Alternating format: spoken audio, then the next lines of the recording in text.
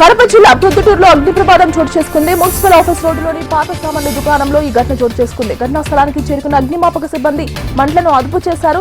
Shop యజమాని భోజనానికి వెళ్లిన సమయంలో ఈ ప్రమాదం జరగడంతో ఎలాంటి ప్రాణ నష్టం వాటిల్లలేదని అధికారులు తెలిపారు.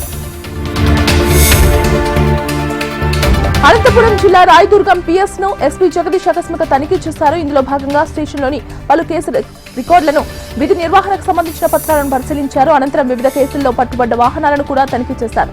వాహనాల నిర్వహణ, భద్రతలపై అధికారులకు పలు సూచనలు చేశారు. పోలీస్ శాఖ పనితీరును మరింత మెరుగుపరచాలని లక్ష్యంతో ఇలాంటి ఆకస్మిక తనిఖీలు నిర్వహిస్తున్నట్లు ఎస్పీ తెలిపారు.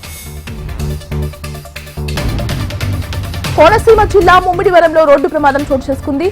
బొండాయి కొడుతూ సమీపంలోని హైవేపై వెళ్తున్న ట్రాక్టర్ అదుపు తప్పి టూ వీలర్ ను ఢీకొట్టి పంట కాల్వల్లోకి దూసుకెళ్లింది. కాల్వల బురదలో కూరుకుపోయి ఊపిరాడక ట్రాక్టర్ డ్రైవర్ మృతి చెందాడు. బైక్ నడిపే వ్యక్తికి స్వల్ప గాయాలవ్వడంతో స్థానికులు ఆసుపత్రికి తరలించారు. మృతుడు ఉక్తులగుప్తం మండలం కూనవరానికి చెందిన సత్యనారాయణగా పోలీసులు గుర్తించారు. సత్యసాయి జిల్లాలో ఎమ్మెల్యే సింధూర్ చేతుల మీదుగా 450 మంది ఆశా వర్కర్లకు 5G మొబైల్స్ పంపిణీ కార్యక్రమం నిర్వహించారు. టెక్నాలజీలో అన్ని రాష్ట్రాల కన్నా మన రాష్ట్రమే ముందంజలో ఉందని ఆమె అన్నారు. అంగన్వాడీ కేంద్రంలో ఉన్నటువంటి సమస్యలను తొందరలోనే పూర్తి చేస్తామని స్పష్టం చేశారు. కార్యక్రమంలో మాజీ మంత్రి రఘునాథ్ రెడ్డి, ఆర్డీఓ సువర్ణ పాల్గొన్నారు.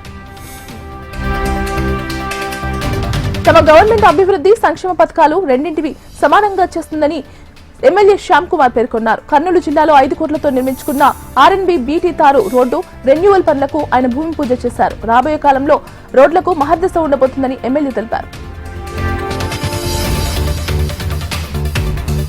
తిరుమల వెంకటేశ్వర స్వామిని పలువురు ప్రముఖులు వేరువేరుగా దర్శించుకున్నారు. ఏపీ మంత్రి సవిత, సినీ హీరోయిన్ స్వాతి దీక్షిత్, సినీ నటి ప్రణవి స్వామి వారి సేవలో పాల్గొని మొక్కులు తీర్చుకున్నారు. అనంతరం రంగనాయకుల మండపంలో వేద పండితుల వారికి వేదాశీర్వచనం అందించారు. ఆలయ అధికారులు శ్రీవారి తీర్థ ప్రసాదాలు అందించి పట్టువస్త్రాలతో సత్కరించారు.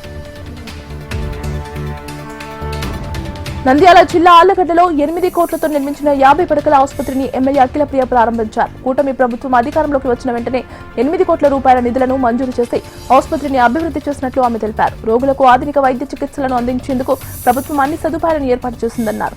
ఆసుపత్రిలోని సదుపాయాలను వైద్యాధికారుల బృందం పరిశీలించి సంతృప్తి వ్యక్తం చేశారు. కడప జిల్లాలో రాయలసీమ కమ్యూనిస్టు పార్టీ ఆధ్వర్యంలో నిరసన చేపట్టారు పార్టీ నేతలు. కూటమి ప్రభుత్వం ఇచ్చిన హామీల మేరకు పేదలకు 2 సెంట్ల ఇంటి స్థలాలు ఇవ్వాలని వారు డిమాండ్ చేశారు. కడప నగరంలో పాలక ప్రభుత్వాలు మారిన విలీన ప్రాంత వాసులు మురికి నీళ్లలో నివాసముంటున్నారని కమ్యూనిస్టు నాయకులు అన్నారు. అభివృద్ధిపై దృష్టి పెట్టి మారుమూల ప్రాంతాల రూపురేఖలు మార్చే ప్రయత్నం చేయాలని కార్పొరేషన్ అధికారులను, అధికార పార్టీ నాయకులను కోరారు.